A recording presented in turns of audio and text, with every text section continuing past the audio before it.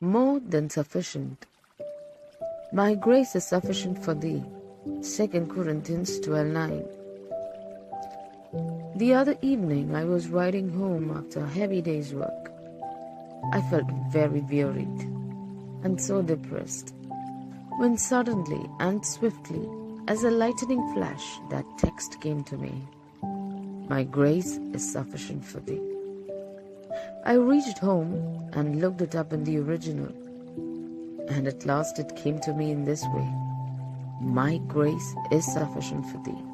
And I said, I should think it is, Lord, and burst out laughing. I never fully understood what the holy laughter of Abraham was until then.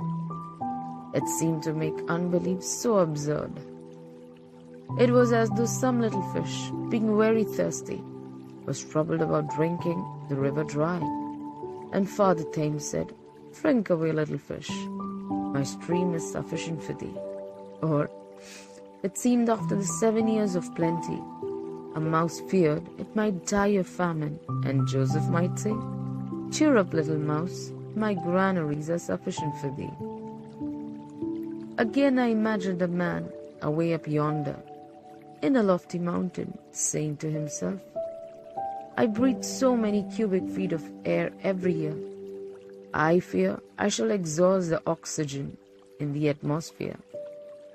But the earth might say, Breathe away, O man. Fill the lungs ever. My atmosphere is sufficient for thee. O brethren, be great believers.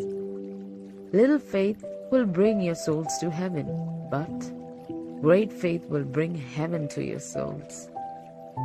His grace is great enough to meet the great things, the crushing waves that overwhelm the soul, the roaring winds that leave us stunned and breathless, the sudden storm beyond our life's control.